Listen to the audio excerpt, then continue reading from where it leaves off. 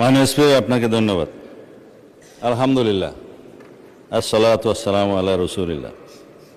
আবারও আলহামদুলিল্লাহ, অন্ততপক্ষে মাননীয় বিরোধী দল জামায়াত ইসলাম ইসলামী ব্যাংকের মালিকানা দাবি করেন নাই।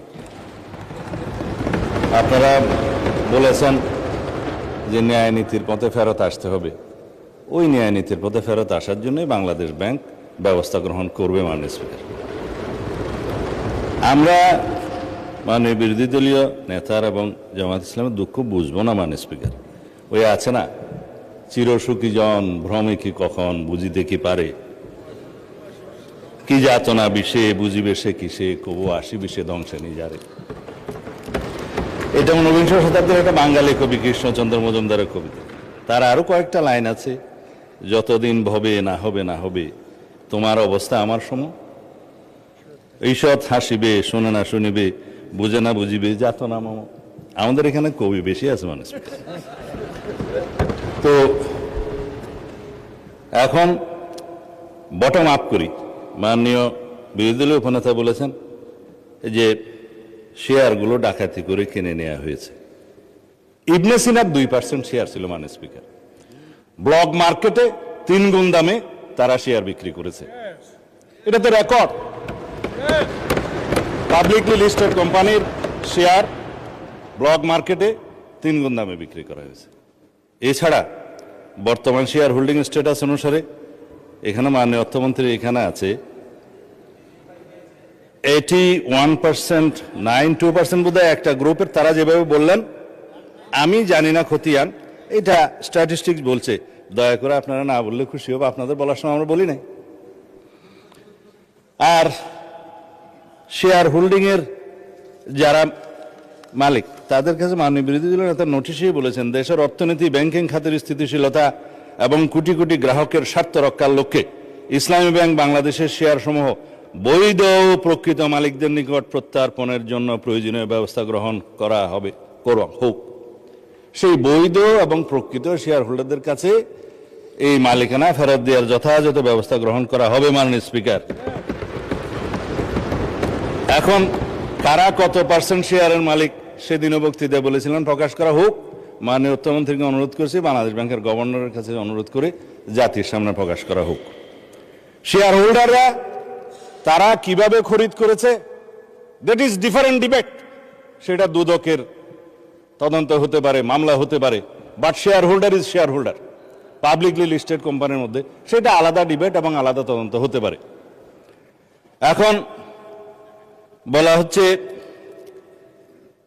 আপনারা ব্যাংকের মালিক না, জামায়াত ইসলাম ব্যাংকের মালিক না, আবার বলছে ইসলামের উপর হাত দিবেন না। কদিন আগে জামায়াত ইসলামের এক বন্ধু, আমি নাম নিলে আবার এখানে 74-এ দাঁড়াতে পারেন, সেজন্য 2 জন এমপি ছিলেন, আরেকজন পরাজিত এমপি ছিলেন, আরেকজন নেতা ছিলেন, বক্তৃতা দিচ্ছে ইসলামের উপর হাত দিবেন না। মাননীয় স্পিকার, ইসলামী ব্যাংক ইসলাম নয়, আমাদের জনাব মির্জা ফখরুল ইসলামও ইসলাম নয়, জামায়াতে ইসলামও ইসলাম নয়। সুতরাং সবকিছুতে ইসলামের উপরে হাত দিবেন না দোহাই দেওয়া কিন্তু ঠিক নয়। মাননীয় স্পিকার, আমি এবার পয়েন্ট টু পয়েন্ট আসি। এখন একবার যে ব্যাংক আজান দিয়ে তকবীরে লিল্লাহ দিয়ে দখল করা হলো, সেই ব্যাংকের দখলটা বেদখল হয়ে যাবে, এই যাতনা তো আমরা বুঝি। মাননীয় স্পিকার, সুতরাং যারা পর্দার আড়ালে থেকে গ্রাহক বলে রাস্তায় আন্দোলন করছে, ভিডিওটা দেখেন, তাদের রাজনৈতিক পরিচয়। আমাদের মধ্যে অনেকে তো গ্রাহক আছে, গ্রাহককে বলে দেওয়া হচ্ছে বলেন বলেন আপনার অ্যাকাউন্ট আছে, বলে যে আচ্ছা ঠিক আছে, কত, 2-3 লাখ টাকা আছে, পিছন থেকে খোঁচা দিয়ে বলছে বলেন 7-8 লাখ টাকা আছে, বলেছে। এটা রেকর্ড ভিডিও। তারা গ্রাহক হচ্ছে সেই রকম গ্রাহক। তা এখন পর্দার আড়াল থেকে নেমে পড়েছেন, এটা ভালো। বেপর্দা হওয়া, বেনাকাব হওয়া কোনো কোনো ক্ষেত্রে খারাপ, তবে এই ক্ষেত্রে ভালো হয়েছে যে মানুষ জানতে পেরেছে।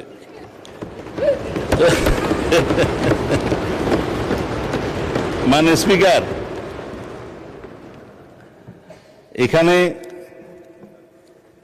আরডিএস নামে একটা প্রকল্প আছে।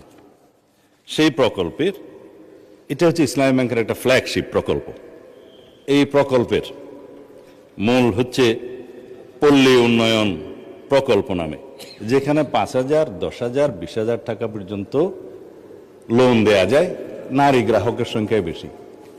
ভোটের আগে 10,000 টাকা করে অনেক নারীকে দেয়া হয়েছে। লাইনে আমার এক ভোটার জিজ্ঞেস করছে, আমার এক কর্মী, মা আপনি কোথায় দিবেন?